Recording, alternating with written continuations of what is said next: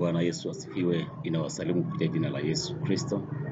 Tunamshukuru Mungu kwa ajili ya siku nyingine njema na kibali ambacho Mungu ametupatia tena asubuhi ya leo.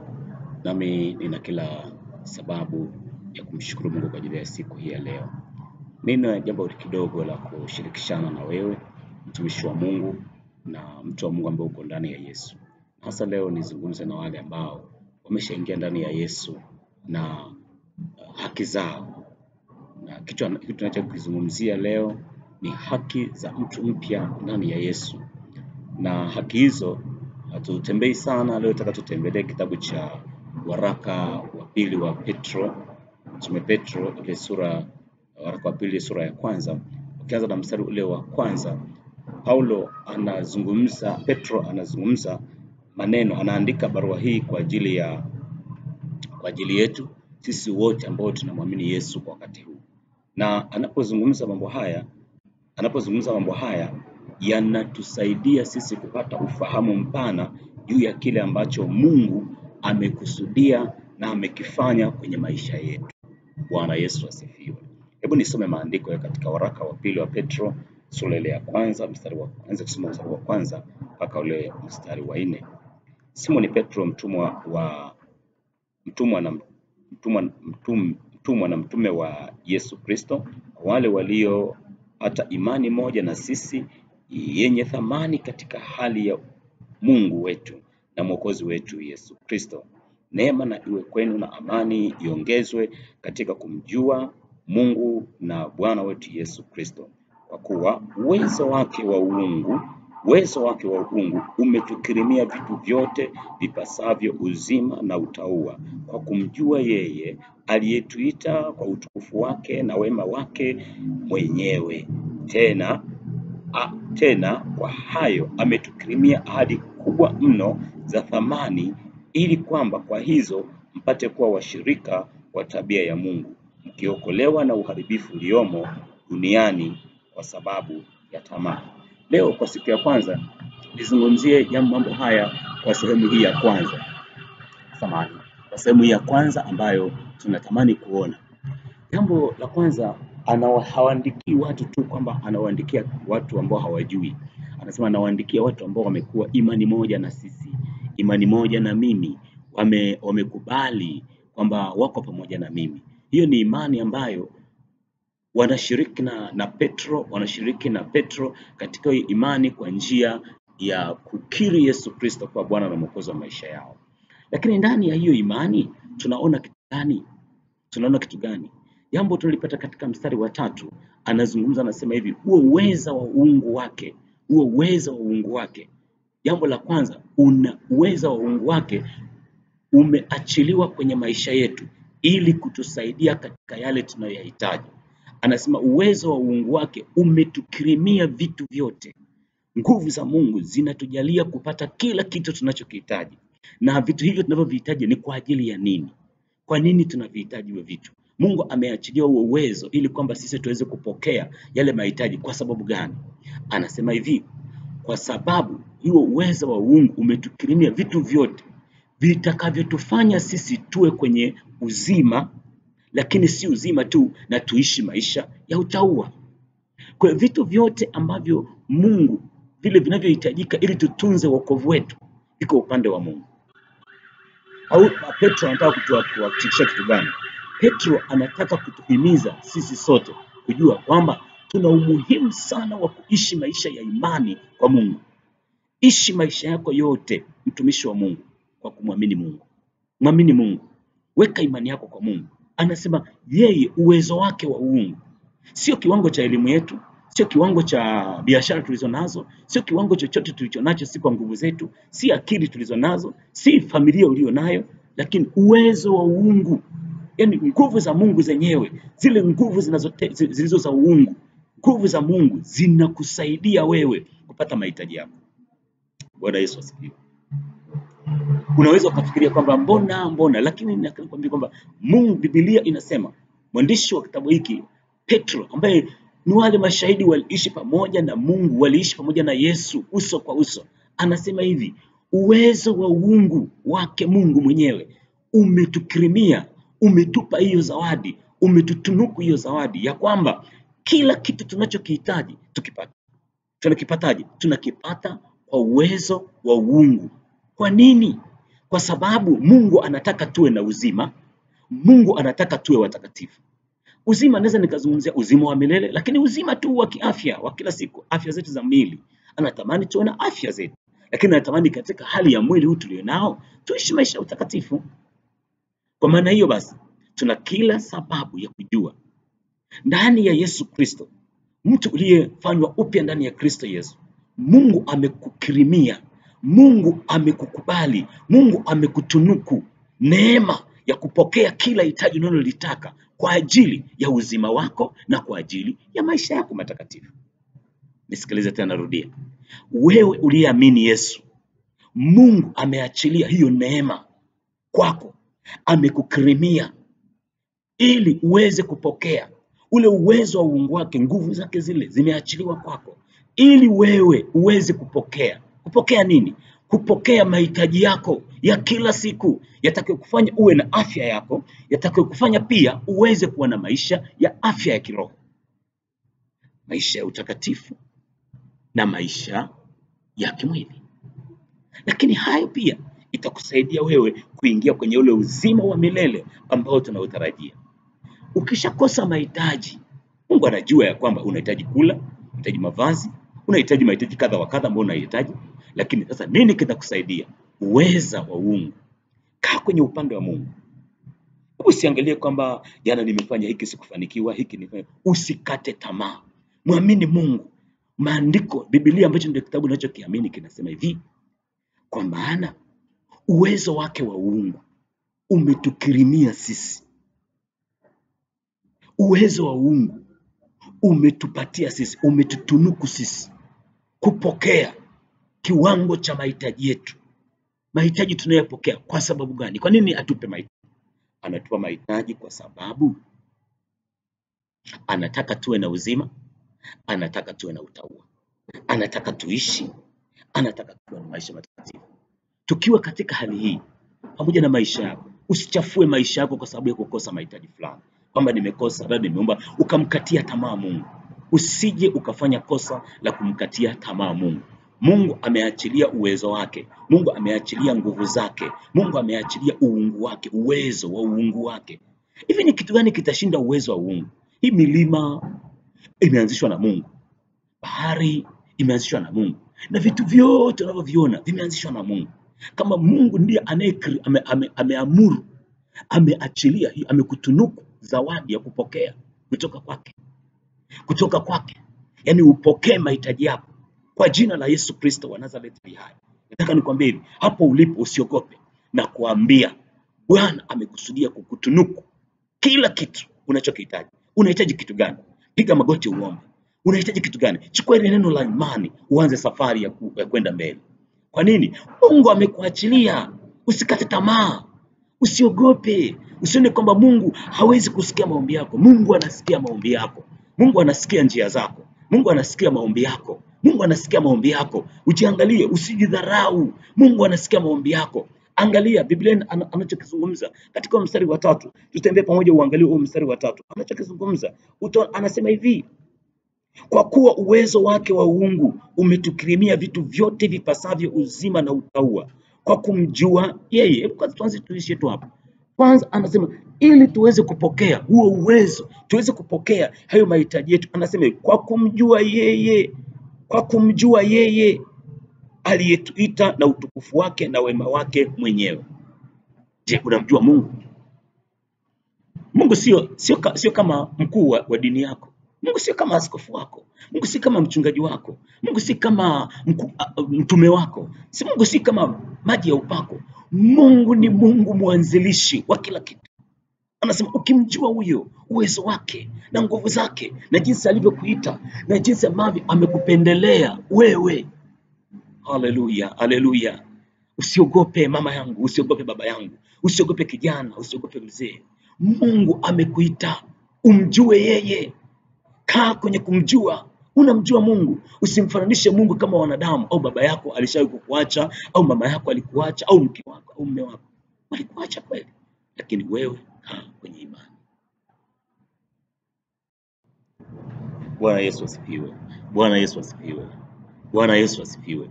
Kwa hiyo kikubwa ninachotaka kukusisitiza na kukutia moyo ni kwamba mjue Mungu. Ukimjua Mungu utajua uwezo wa ahadi zake na jinsi alivyo. Hebu tuangalie. Anasema kama ni kwa namna gani tunaweza kumjua Mungu? Tunawezaje kumjua Mungu? Yaani tunawezaje kumjua Mungu? Tuangalie matendo yake jinsi anavyofanya. Angalia alivyokuita. Angalia jinsi ambavyo anaweza, uwezo wake na nguvu zake, matendo yake. Kwa nini? Ameachilia hiyo neema ikusaidie wewe, ikutane na wewe, ili kwamba usijepoteza uhai wako na usipoteze wokovu wako. Mungu ameandaa kila kitu kwa ajili ya maisha yako ya wokovu. Haleluya. Mungu ameachilia hiyo neema, ameachilia hiyo nguvu, ameachilia hizo baraka kwa ajili yako. Tutapokea hivyo vitu. Mungu ametuhitaji. Hebu bila nikupe kitu kingine. Kwani Mungu alituhitaji? Alituita kwa namna gani? Alituita baada ya sisi kutoa vitu fulani ndio tukapendelewa kama wanadamu? Unafikiria kama mwanadamu ukimpendezesha kitu hiki na hiki ndio anakuita? Biblia anasema hivi, yeye alituita kwa utukufu wake na wema wake mwenyewe. Maana yake nini? Haitegemei jinsi tulivyowema ndivyo tulivyokuja kwa Mungu. Tulikuwa wenye dhambi, Mungu kwa wema na rehema zake ametuita, tumekuja kwake. Na kama tumekuja kwake kwa ajili ya heshima yake, ametuita si kwamba kwa ajili ya heshima yetu sisi. Mungu ametuita kwa ajili ya utukufu wake.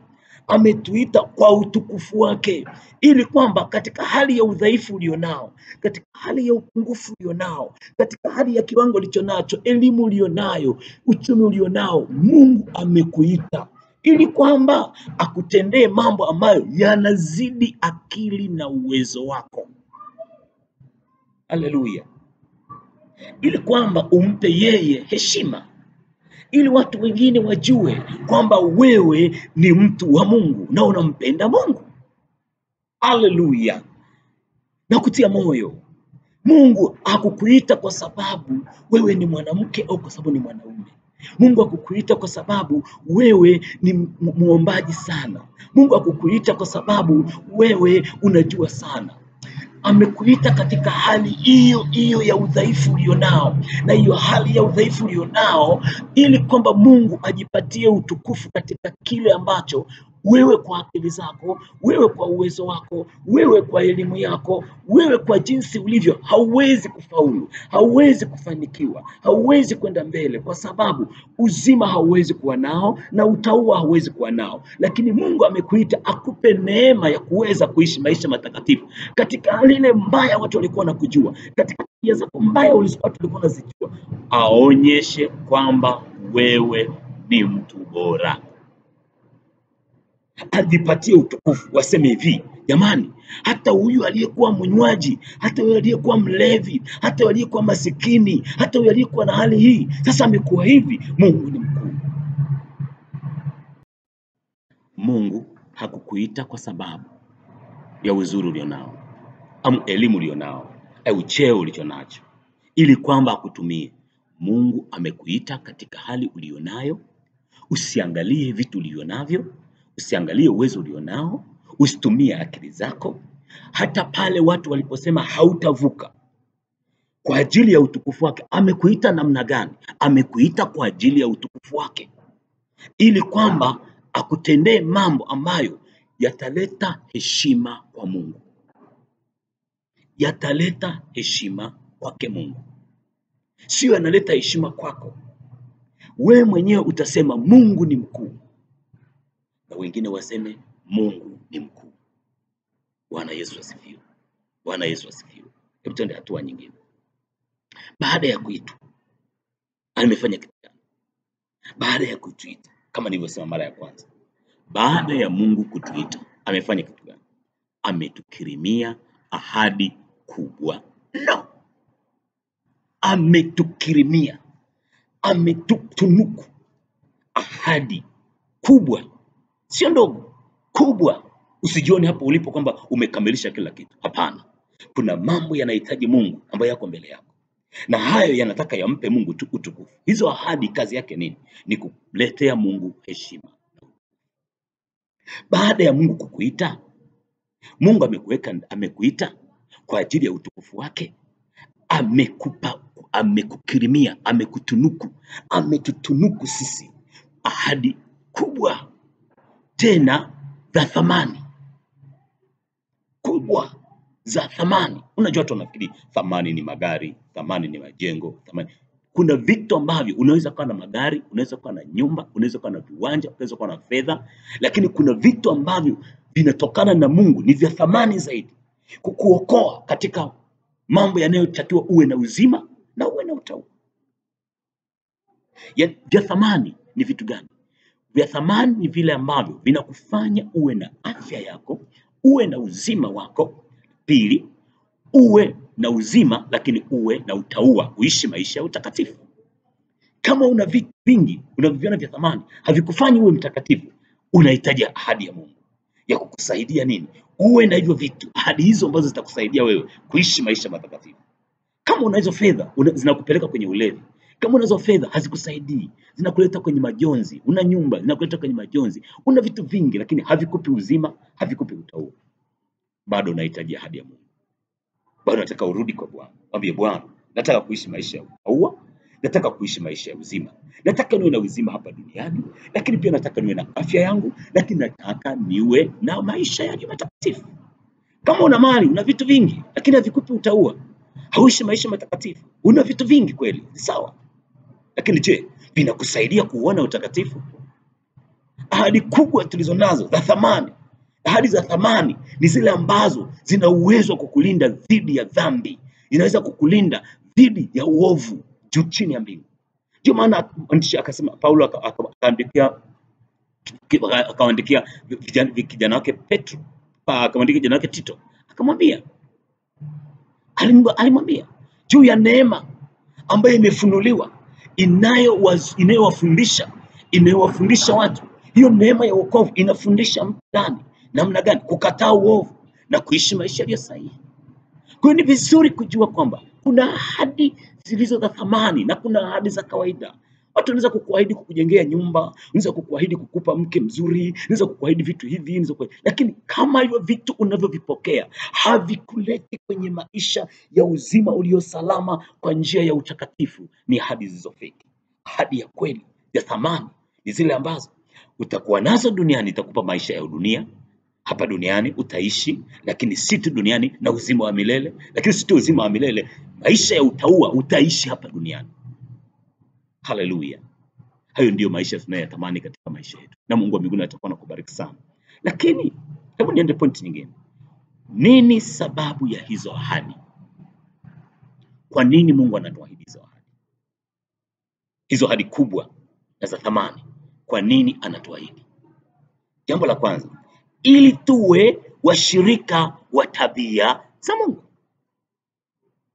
Tuwe washirika, tuwe waliounganishwa na tabia za Mungu.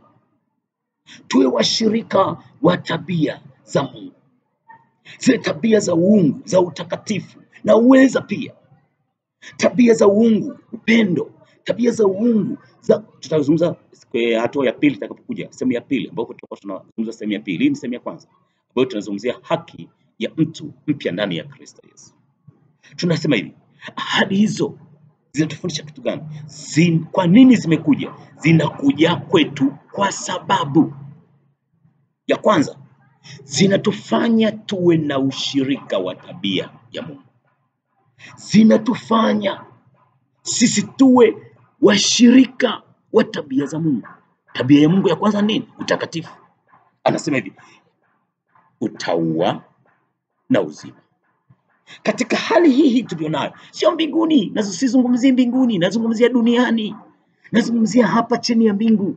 Nazungumzia hapa duniani kwamba tutakuwa na hayo maisha matakatifu pamoja na Mungu.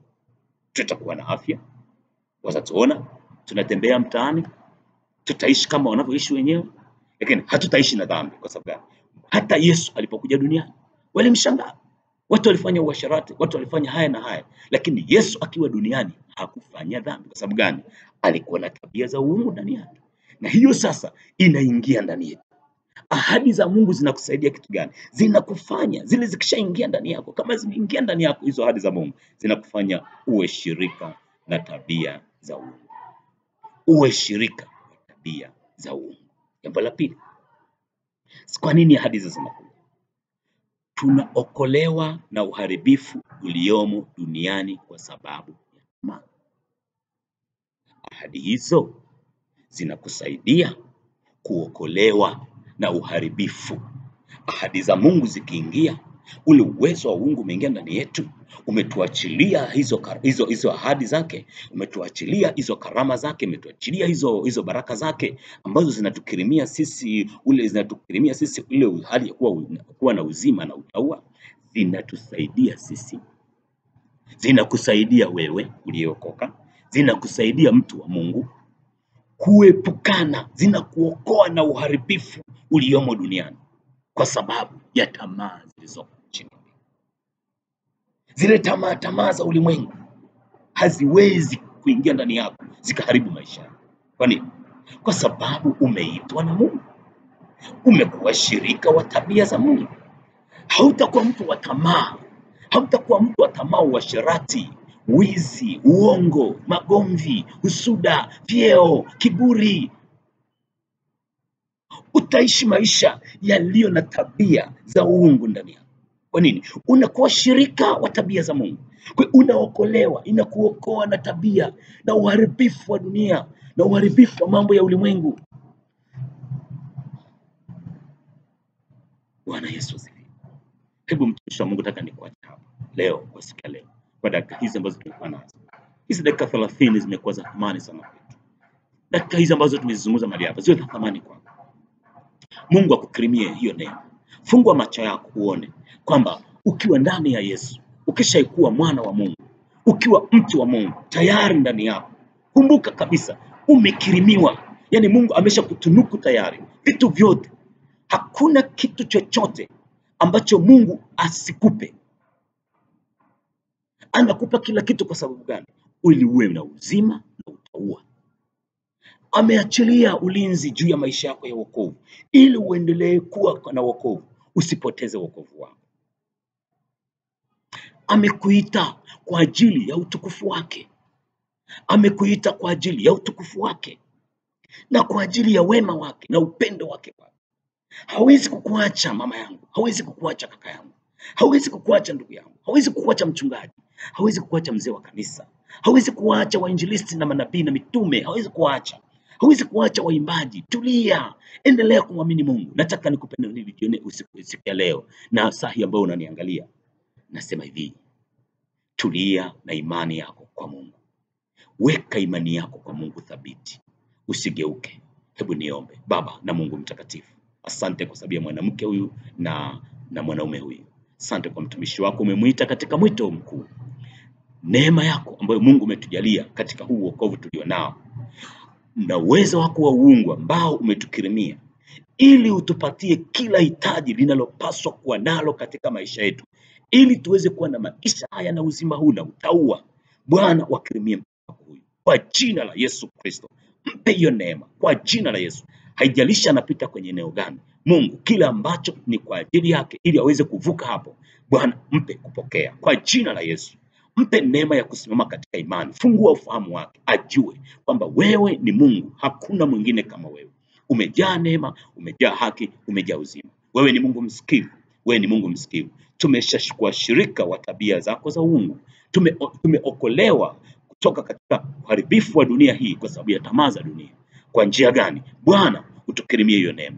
Bariki mtumishi wako, bariki mtoto wako katika jina la Yesu Kristo. Mungu wangu uliye hai, ambaye umetuita katika mwito wako, nawe unataka tuishi maisha ya utaua na tuwe katika kuishi duniani kama ulivyoishi wewe duniani bila dhambi. Nasi tunataka kuishi hivyo, na umsaidie kijana huyu, msaidie baba huyu, msaidie mama huyu, msaidie msichana huyu, msaidie mvulana huyu, msaidie waimbaji, msaidie wachungaji, msaidie watoto wako.